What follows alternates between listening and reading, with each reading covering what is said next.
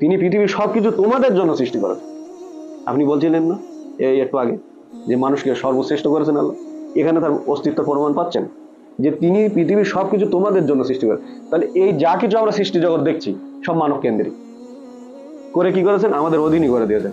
এই আজকে কলা গাদি কাটতে পারছি কি জন্য, অধীনই করা আছে তাই। ওই কেসটা আমার অর্ডার মানতো না, যে হাতিয়ার আমি তুলি দেবো আমার অর্ডার মানতো না, এই হাতও আমার অর্ডার মানতো না। এই হাত বলতে কি, আবার যদি ওই সায়েন্সে ফিরে যান, কি এটা কিভাবে কাজ করছে, এই করছে কিন্তু আমার রুহের শক্তিতে। দেখেন এই এর সঙ্গে যদি ব্রেনের এই কানেকশনটা এখানে বসে যায়, এই আর চলবে না, হাত হাতই থাকবে কিন্তু এই আর কাজ করবে না।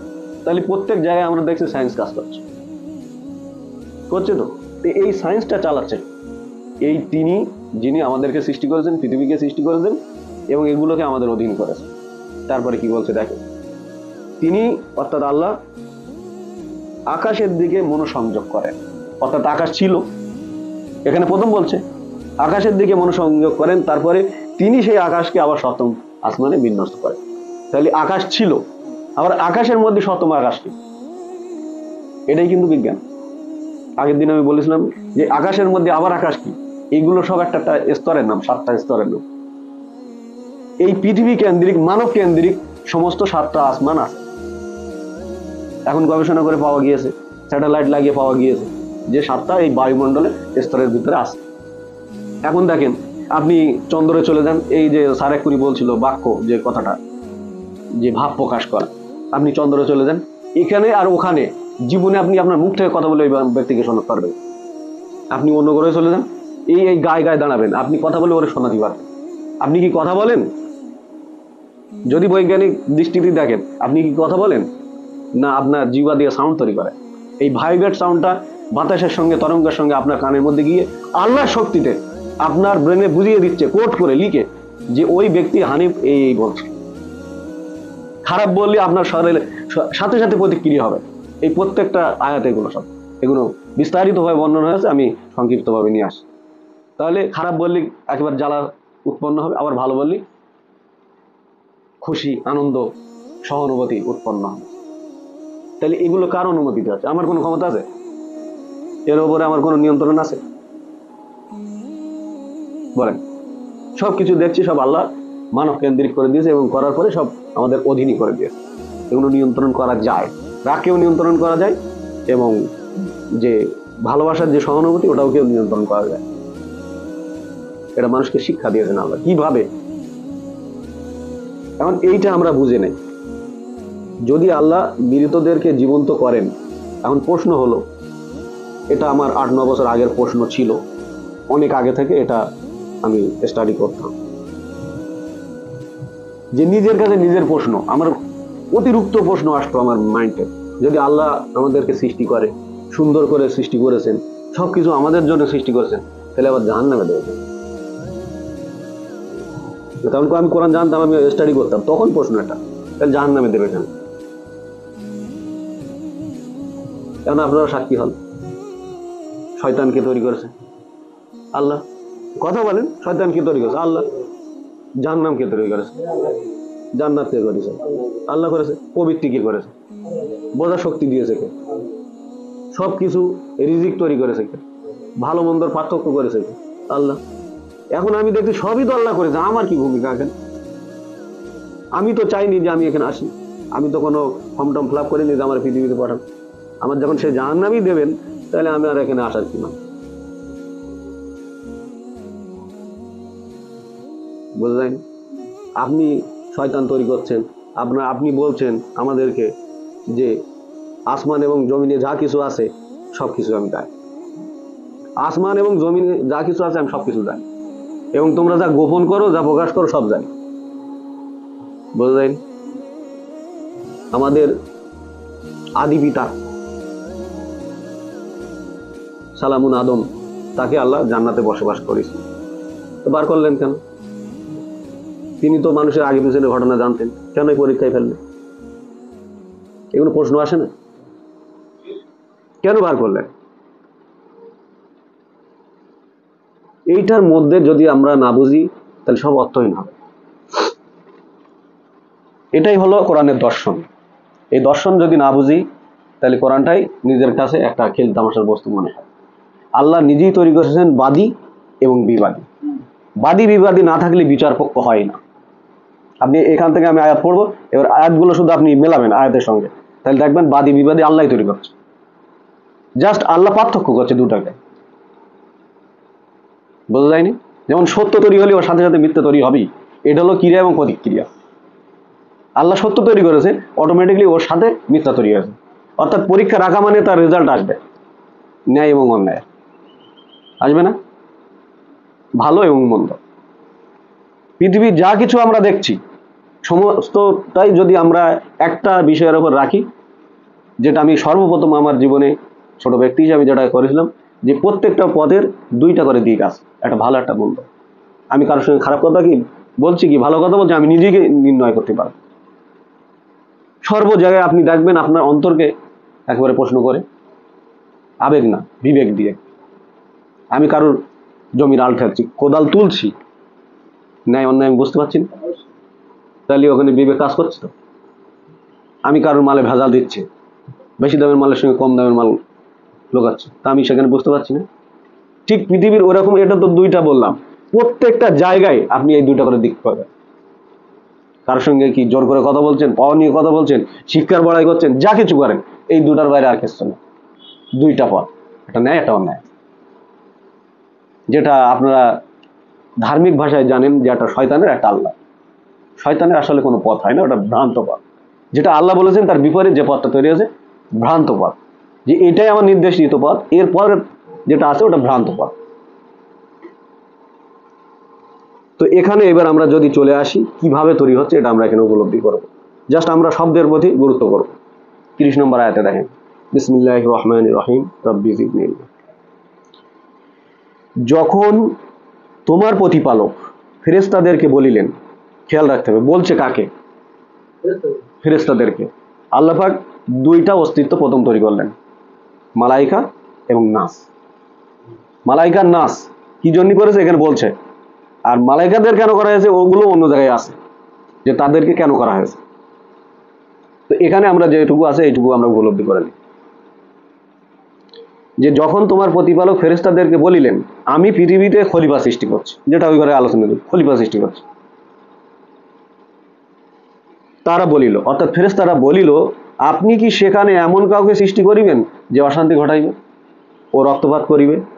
আমরাই তো আপনার সপ্রশংসা পবিত্রতা মহিমা ঘোষণা করি। কারা বলছে? ফেরেশতারা। এখানে মানব সৃষ্টি করছে আল্লাহ, এখানে কি বলছে, আমি খলিফা সৃষ্টি করছি, প্রতিনিধিত্ব করবে, আমার বিধানের রাজত্ব করবে, তাকে আমি সৃষ্টি করছি। ফেরেশতাদের সঙ্গে এটা জানাচ্ছেন, তিনি কিন্তু তাদের মনের খবর জানেন। ওই বলছেন না বাদী বিবাদী এখানে তিনি তৈরি করছেন, কাদের দিয়ে? ফেরেশতাদের দিয়ে। ওদের কি? ওদেরও প্রবৃত্তি আছে। এখানে দেখেন ওরা কি বললো, যে আমরা তো আপনার প্রশংসা পবিত্রতা মহিমা ঘোষণা করি। তিনি আল্লাহ বলিলেন, নিশ্চয়ই আমি যা জানি তোমরা তা জানো না। আসলো পরীক্ষার মধ্যে ফেলছে। দেখেন 31 নম্বর আয়াত, আর তিনি আদমকে যাবতীয় নাম শিক্ষা দিলেন, তারপরে সেই নামগুলোও ফেরেশতাদের সামনে প্রকাশ করলেন। তারপরে কি বলছে দেখেন, আবার ফেরেশতাদেরকে বলিলেন, এই সমুদায়ের নাম আমাকে বলিয়ে দাও যদি তোমরা সত্য বলো। একটু একটু করে বুঝি। তাহলে এখানে পরীক্ষা চলছে কার আর কার মধ্যে? মানব এবং ফেরেশতার মধ্যে পরীক্ষা আসলো। নাম শিক্ষা দিচ্ছে আদমকে, নাম শিক্ষা দিচ্ছে ফেরেশতাদেরকে। দেখেন প্রকাশ করা মানে কি, যা আদমকে এখানে পরীক্ষা হবে কিভাবে? উভয় পক্ষ যদি একই জিনিস শেখায় তাহলে তো পরীক্ষা হবে। ওনাকে আমি সায়েন্সের বই দিয়েছি আর ওনাকে দিয়েছি আমি ইতিহাসের বই, তাহলে কি পরীক্ষা নেওয়া হবে কি? তাহলে ওনার সায়েন্সের পরীক্ষা হবে, ওনার ইতিহাসের পরীক্ষা হবে, ব্যাপারটা এমন হবে। কিন্তু যখন বিষয় একই আছে তাহলে পরীক্ষা সমস্ত নামের হচ্ছে। এখানে কি বলি বোঝা যাচ্ছে? তো এখানে কি বলছে, তারা যেই পরীক্ষা নিল তখন বলছে, তারা বলিল আপনি মহান পবিত্র। ফেরেশতারা বলছে আপনি মহান পবিত্র, আপনি আমাদেরকে যা শিক্ষা দিয়েছেন তার বাইরে আমাদের কোনো জ্ঞান নেই, বস্তুত আপনি জ্ঞানময় প্রজ্ঞাময়। এখানে নত স্বীকার করলো তো? ভালো করে বোঝেন, দুইজনকে একই শিক্ষা দেওয়া হয়েছে, ফেরেশতা এবং মানুষকে। তারপরে কি বললো, যে আপনি আমাদেরকে ফেল মানেই আর কি নত স্বীকার করে নিয়েছে। পরেটা দেখেন কি বলছে পরে আয়াত। তিনি অর্থাৎ আল্লাহ বলিলেন, হে আদম, এই সর্বপ্রথম নাম আসছে, হে আদম, তাদেরকে এই সকল নাম বলিয়া দাও, এই সকল নাম বলিয়া দাও। সে তাদের সম্মুখে এই সকল নাম বলিয়া দিল। আর তিনি আল্লাহ বলিলেন, আমি কি তোমাদেরকে বলি নাই যে আকাশমণ্ডলী ও পৃথিবীর অদৃশ্য বস্তু সম্বন্ধে আমি নিশ্চিতভাবে অবহিত, জানি, এবং তোমরা যা প্রকাশ করো আর যা গোপন করো আমি তা জানি। একটু আগে আমি বললাম না, আমাদের গোপন প্রকাশ্য বিষয় সব আল্লাহ জানে। এই বানাচ্ছে কে? দুইজনের মধ্যে পরীক্ষা রেখেছে আল্লাহ তো। মানুষের মধ্যে, ফেরেশতাদের মধ্যে পাশ করলো কে? মানুষ। যেটা আপনি শ্রেষ্ঠ বলছিলেন, মানুষ পাশ করেছে। এখন ব্যাপারটা হচ্ছে সাথে সাথে বলে যায় নামগুলি কি, একটা বড় বিষয় আছে। নামগুলি কি? আচ্ছা বলেন, পৃথিবীর যতগুলো বিষয়, সাবজেক্ট, বস্তু, জীব, যা কিছু আছে সেগুলি নাম ছাড়া কিছু? এখানে সমুদায় নাম বলা হচ্ছে, কিন্তু এই সমুদায় নামকে আরবি ভাষায় আয়াত বলে।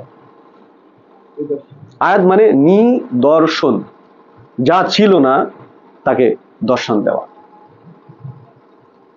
আকাশ ছিল, এখানে কি বললাম আগে, সপ্তম আকাশ ছিল, আল্লাহ তৈরি করেছেন। জমিন ছিল, আমি বিছিয়ে দিয়েছি। আসমান ছিল, আমি তৈরি করেছি খুঁটি ছাড়া।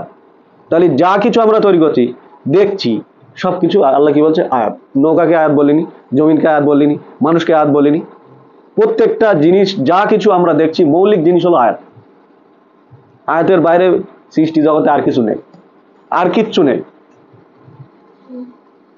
তাহলে সর্বপ্রথম এই আয়াতগুলির নাম শিক্ষা দিলেন আদমকে, সব।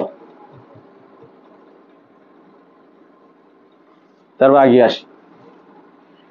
তাহলে সালামুন আদম নামগুলি সব বলতে সক্ষম, কিন্তু ফেরেশতারা পারলো না, তারা নত স্বীকার করলো। কিন্তু ওরা ওখানে থামেনি, আল্লাহ আবার পরীক্ষায় ফেলছে।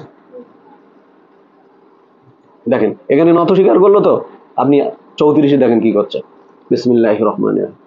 যখন আমি ফেরেশতাদেরকে বলিলাম, আবার চলে আসছে কিন্তু, ফেরেশতাদেরকে বলিলাম আদমকে সেজদা করো। এই সর্বপ্রথম কেতাবের সেজদা শব্দটা এসছে সর্বপ্রথম। কাকে সেজদা করতে বলছে? একজন মানুষকে। ভালো করে বুঝতে হবে। তাহলে এই সেজদা শব্দটা হলো আরবি, তাহলে আমার বুঝতে হবে এর বাংলা কি। এটাই তো ব্যাপার। যদি বাংলা বুঝি তাহলে সমস্যার সমাধান হয়ে যাবে। তাহলে কাকে বললো? ফেরেশতাদেরকে, যে আদমকে সেজদা করো। তখন ইবলিশ ছাড়া সকলেই সেজদা করলো, সে অহংকার করলো এবং সে কাফেরদের অন্তর্ভুক্ত হলো। কয়টা শব্দ তৈরি হলো? 3টা। সেজদা করতে বললো কাকে? ফেরেশতাকে। এই ফেরেশতা কি তৈরি হলো? প্রথম ইবলিশ, তারপর কি হলো? অহংকারী, তারপর কি হলো? কাফের। কটা হলো? আমাকে কুকুরের চেয়ে নিকৃষ্ট বলা হয়েছে মানুষকে, কিন্তু আমার ডিএনএ পরিবর্তন হয়ে কি আমি ডগ হয়ে গেছি? কুকুর হয়ে গেছি? আমার চারিত্রিক যে ব্যাপারটা সেটা কুকুরের মতো, গাধার মতো বলেছে না, যারা বহু পুস্তক বহনকারী, গাধার নাই, অনেক বই পুস্তক বহন করে কিন্তু বইয়ের জ্ঞান তার মধ্যে নাই, তাহলে সে গাধার সমান। তাহলে সে কি গাধা হয়ে গেছে? তার ডিএনএ পরিবর্তন হয়ে গাধা হয়ে গেছে? হয়নি নিশ্চয়ই। তাহলে এই যে ফেরেশতা, মালাইকা, এদের সম্বন্ধে যতটুকু আমাদের নলেজ আল্লাহ পাক দিচ্ছে ততটুকু নেবো, তার বাইরে আমরা বুঝবো না। যে তারা ভাত কাপড় নিয়ে ঘুরে খায়, ওইসব আমাদের জানা প্রয়োজন। যতটুকু আল্লাহ বলে ততটুকু আমরা নেবো, ওর বাইরে আমার জানা প্রয়োজন না, কেন ওটা আমাদের সাবজেক্ট না। তাহলে সে তৈরি হলো কি? ইবলিশ। তাহলে এর বাংলা একটা অর্থ আছে, এটা চারিত্রিক গুণ, সে ফেরেশতার মধ্যে তৈরি হলো। তারপর কি তৈরি হলো? তার মধ্যে বড়াই তৈরি হলো, অহংকার। তারপরে কি করলো? সে অস্বীকার করলো। কাকে অস্বীকার করলো? তার রবকে। সেজদা করতে বলেছে তো আল্লাহ, কাকে বলেছে? ফেরেশতাদেরকে। করিনি কে? ইবলিশ। একটা সত্তা চলে আসছে, সব মালাইকা না, ফেরেশতাদের মধ্যে কিছু সত্তা চলে আসছে যে সেজদা করলো না, আল্লাহর কথা মানলো না। তাহলে কি হলো? এই শব্দের যে ব্যবহার রূপটা হয়, প্রতিক্রিয়া হয়, সেটা কি? নিজেকে আমি মনে করা, আমি জানি। এখানে বললো না যে তারা পৃথিবীতে গিয়ে, কোথায় শুরু হলো? 30-এ। পৃথিবীতে গিয়ে রক্তপাত করবে, অশান্তি ঘটাবে। আমরাই তো আপনার পবিত্রতম, আল্লাহকে বোঝাচ্ছে তারা। কিন্তু আল্লাহ কি বলছে? আমি যা জানি তোমরা জানো না।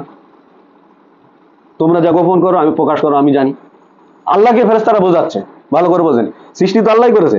যেমন মানুষরা আল্লাহকে বোঝায় না বিভিন্ন প্রক্রিয়া দিয়ে, যে এইভাবে হয়তো আল্লাহকে বুঝিয়ে ফেলো, নিজেকেও বুঝ দিতে থাকে সারাদিন। এই বলো, যদি ভেসে যায় তাহলে এই বলবে, নিজেকে প্রশ্ন করে না কি না, অন্তরে জিজ্ঞেস করে। যদি ভেসে যায় আল্লাহরে বলবো এই কারণে আমি এই কাজগুলো মানতে পারি। তো এখানে দেখেন তাহলে কি হলো, ফেরেশতা ওরা যা কিছু করছিল আল্লাহ ওইটা পর্যবেক্ষণ করছিল, কেননা বিবাদী বানানোর জন্য। এগুলো সব চারিত্রিক গুণ। তাহলে এখানে যে ইবলিশ শব্দ প্রক্রিয়া তৈরি হয় কি, যে নিজেকে বড় মনে করে, আমির মনে করে, আমি কিছু জানি। এরা সেটাই করেছে। তাহলে ইবলিশ মানে একেবারে যে নিজেকে আমির মনে করে, আমিরত্ব ভাব, সেই হলো ইবলিশ। এই শব্দের বাংলা অর্থ। এটা আরো সুন্দর অর্থ আমি ইনশাল্লাহ আমাদের বাংলা অর্থ লিখবো, ইনশাল্লাহ চেষ্টা করবো, আল্লাহ যদি চায়। তারপরে সে কি তৈরি হলো, অহংকারী। ফেরেশতাই কিন্তু, কিন্তু চারিত্রিক যে গুণগুলো, এই শব্দগুলো তো আগে ছিল না। এই প্রত্যেকটাই তো নিদর্শন। এ তো আল্লাহর কিতাব আমরা প্রথম থেকে শিখবো না লাস্ট থেকে শিখবো? এই প্রত্যেকটা শব্দের এর প্রতিক্রিয়া আছে, এই জীবন্ত আছে, আর কিয়ামত পর্যন্ত থাকবে। ইবলিশ কাজ করে মানুষের মধ্যে, আমার মধ্যেও কাজ করে, সকল মানুষের মধ্যে কাজ করে, কিন্তু নিয়ন্ত্রণে আনতে পারে না কাদের, যারা আল্লাহর একেবারে অভিমুখী। বলেছে না যে ও নিজেই চেয়ে নিয়েছে ইবলিশ, আগে গেলেই পাবো, যে কিয়ামত পর্যন্ত আমাকে একটু ছাড় দেন, ছাড় দেন একটু, আমি একটু দেখবো আপনার বান্দাদের, যাদের জন্য আমাকে বিভ্রান্ত করেছেন, তো আমি ওদেরকে একটু দেখে নেবো ওরা কি করতে চায়, সবকে একেবারে বিভ্রান্ত করবো। আল্লাহ বলছে তাদেরকে পারবেন যারা আমার একনিষ্ঠ বান্দা, আর বাকি তোমার দলে করে না পারলে। আল্লাহর ইজ্জতের শপথ করেছে যে অবশ্যই আমি তাদেরকে বিভ্রান্ত করে ছাড়ো। তো এই যখন আমি নিজেকে আমির মনে করছি, জানি আমি কিছু, আল্লাহর কথার বাইরে কি জানা আছে? এখানে কি বললো, যখনই পরীক্ষায় ফেললো, তাহলে ওই নামগুলো বলে দাও যা আদম বলেছে, আপনি মহান পবিত্র, আপনি আমাদেরকে যা শিক্ষা দিয়েছেন তার বাইরে আমরা নত স্বীকার করলো তো। তারপরে যেই এখানে আদম বললো, তারপরে যখন আদমকে সেজদা করতে বললো, করলো না, বড়াই মারলো, নিজেদেরকে আমির ভাবলো, অহংকারী তৈরি হলো, কাফের হয়ে গেল, শেষে শব্দগুলো তৈরি হলো। বিসমিল্লাহির রহমানির রহিম। এই কথা অনেক বিস্তারিত ডিপলি যেহেতু যেখানে ব্যাখ্যা করা হবে ওখানে লেখা হবে ইনশাল্লাহ। 35 দেখেন, এবং আমি বলিলাম হে আদম, তুমি এবং তোমার সঙ্গিনী বাগানে বসবাস করো এবং যেখান থেকে ইচ্ছা স্বচ্ছন্দে আহার করো, কিন্তু ওই গাছের নিকটে যেও না, গেলে তোমরা অস্বীকারীদের। সবকিছু ছাড় দিল, একটা নিষেধাজ্ঞা দিল। পরীক্ষা ওরও করেছি, তোমাকেও করব, আরো কঠিন পরীক্ষা করব, ওকে সামনে নিয়ে আরো পরীক্ষা করবো। এক্ষুনি ওকে অভিশপ্ত করিনি, কিন্তু অনুবাদটা ঠিক করার চেষ্টা করবো ইনশাল্লাহ, যে ওই বৃক্ষের নিকটে যেও না, গেলে তোমরা জালিমদের অন্তর্ভুক্ত হবে।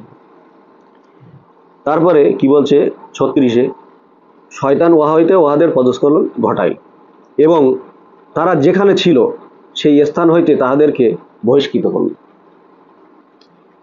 তাহলে এইটা যদি আমরা এইভাবে বুঝি যে কোনো বাগানে ছিল, সেই বাগান থেকে তাদেরকে তাড়িয়ে দিয়েছে, ব্যাপারটা কেমন না, আল্লাহর কাছে তাদের একটা যে সম্মানের জায়গা ছিল, তারা যেটা ইচ্ছা করতে পারতো, সেই জায়গা থেকে তাদের ডিমোশন হয়েছে, প্রমোশন থেকে ডিমোশন হয়েছে। কোনটা বুঝবো? আমি বলিলাম তোমরা এখান থেকে নামিয়ে যাও, যেটা অর্থ করা আছে, নামিয়ে যাও, পৃথিবীতে কিছুকালের জন্য তোমাদের বসবাস ও জীবিকা আছে। আলহামদুলিল্লাহ, এটাই হলো স্রষ্টার পরিচয়। মানুষ আগে পাঠাননি, আগে জীবিকা পাঠিয়েছে, বসবাসের জায়গা বানিয়েছে। আমাদের সাথে বিস্তারিত বললেন অধিকার যাওয়ার পর। কথা হচ্ছে এটা একটু টাচ করে যাব, যে কোথা থেকে নামিয়ে দিল। আমাদের কি আসমানের সৃষ্টি করা হয়েছে? ধার্মিক দৃষ্টিতে হ্যাঁ আসমানের সৃষ্টি করা হয়েছে, কিন্তু আসমানে না। আল্লাহ কি বলছে সৃষ্টির কথা, মানুষকে কি বলছে, মিনহা খালাকনাকুম ওয়া ফিহা নুঈদুকুম। এই মাটি থেকেই তোমাদেরকে সৃষ্টি করেছে, আবার এই মাটি দিয়ে নিয়ে গেল, আবার পুনরায় এই মাটি থেকে তুলবে। এই মাটি মানে কোন মাটি? পৃথিবী ছাড়া আর কোথাও মাটি আছে কি? অন্য গ্রহে মাটি আছে? আছে? চাঁদে নিয়ে কি বলছিলাম, কোন গ্রহই সপ্তম আকাশ নেই, তার নিজস্ব কোনো বায়ুমণ্ডল নেই। ওই জন্য আপনার পাশে দাঁড়িয়ে থাকলে আপনি একটা কথা বলতে পারেন, ইঙ্গিত করতে পারেন। এই হলো মৌলিক ভাষা, যেটা আমাদের স্যার বিস্তারিত বললেন। ইঙ্গিত কথা এক এক জায়গায় একরকম হতে পারে, ওইটা বিস্তারিত আর যাওয়ার প্রয়োজন নেই, ও অনেক কথা এগিয়ে যাবে। তাহলে তাদেরকে ওই যে সম্মানের জায়গা ছিল আল্লাহর নজরে, আল্লাহর দৃষ্টিতে, সেই জায়গা থেকে তাদের ডিমোশন হয়েছে। ওই জন্য আল্লাহ বললো তোমরা উভয়ে বেরিয়ে যাও এখান থেকে, তাড়িয়ে দিল। তারপরে কি দিচ্ছে, এমনি এমনি তাড়ায়নি। এখানে কি বলছে, অতঃপর আদম তার প্রতিপালকের নিকট থেকে বাণী প্রাপ্ত হলো, কলেমা। এই যে সমস্ত নাম শিখেছে, এই কলেমা আল্লাহ তাকে দিয়ে দিয়েছে। তিনি ক্ষমা চেয়েছেন, সেটা আমরা অন্য আয়াতে পেয়েছি যে তিনি ক্ষমা চেয়েছেন। তারপর কি বলছে? বাণী প্রাপ্ত হলো, আল্লাহ তার প্রতি ক্ষমা করলেন, আর নিশ্চয়ই তিনি অত্যন্ত ক্ষমাশীল পরম দয়ালু। এই শব্দগুলো আমাদেরকে শেখাচ্ছেন, যদি বান্দা ভুল করো তাহলে ফিরে এসো, ক্ষমা চাও। কিন্তু ইবলিস ক্ষমা চাইনি, ও আরো বেশি গিয়ে অহংকার করেছে। এটা আমরা পরে পরে পাবো ইনশাআল্লাহ। 38 দেখেন, আমি বলিলাম তোমরা সকলেই এই স্থান থেকে বেরিয়ে যাও, যে সম্মানের জায়গা ছিল এখান থেকে বেরিয়ে যাও। পরে যখন আমার পক্ষ থেকে তোমাদের নিকট সৎপথের কোনো পথ নির্দেশিকা আসিবে, তখন যারা আমার এই পথ নির্দেশিকা অনুসরণ করিবে তাদের কোনো ভয় নেই, আর তারা দুঃখিত হবে না। তাহলে কি? বাদী, বিবাদী, বিচার পক্ষ পেলাম, পথ নির্দেশিকা দিচ্ছে, গাইড বুক দিচ্ছে। এটা কি কোনো একটা সম্প্রদায়ের জন্যই বলা হয়েছে, না এটা শুরু থেকে শেষ পর্যন্ত একটা পথ নির্দেশিকা, যেটা সালামুন আদমকে দিয়েছে, যেটা সালামুন নূহকে দিয়েছে, যেটা সালামুন ইব্রাহিমকে দিয়েছে, সালামুন মুসাকে দিয়েছে, সালামুন ঈসাকে দিয়েছে, সালামুন মুহাম্মদকে দিয়েছে, সব একই বিধান। আল্লাহর বিধানে কোনো পরিবর্তন নেই। আল্লাহ বলছেন লা তাকদিলি কালিমাতিল্লাহ, আল্লাহর কথার কোনো পরিবর্তন নেই। আছে কি? আল্লাহ বলছে এটাই মহা সাফল্য, আল্লাহর কথার কোনো পরিবর্তন নেই। হাজারো আয়াত আছে ওই সম্বন্ধে। যাই হোক, তারপরে আমরা চলে আসি, যদি আমরা এই পথ নির্দেশিকা মানি তাহলে আমাদের কোনো ভয় নেই, দুঃখিত হবে না। পরে যারা এগুলো মানবে না, কুফরি করবে, অস্বীকার করবে এবং আমার আয়াত সমূহকে প্রত্যাখ্যান করবে, তারা অগ্নিবাসী, তারা সেখানে চিরস্থায়ী হবে। আয়াত পেলেন? সালামুন আদমকে আয়াত দেওয়া হচ্ছে, এই বেরিয়ে যাচ্ছে তখন কি আয়াত বলছে না এখানে? এখানে দেখেন, আপনি আরবিটাও চেক করে নেবেন, যেহেতু আপনার অনেক কিতাব দেয়নি, এটা আমাদের একটা ব্যাপার। 39 নম্বর আয়াতে আপনি লাস্টে দেখবেন, এখানে যারা কুফরি করে এবং আমার আয়াত সমূহকে অস্বীকার করে, আছে না? তাহলে এটা কাকে বলা হচ্ছিল? এটা উপদেশ দেওয়া হচ্ছে কি সালামুন আদমকে, যখন বার করে দেওয়া হচ্ছে এই যারা আমার পথ নির্দেশিকা অনুসরণ করবে তাদের কোনো ভয় নেই, তারা দুঃখিত হবেন।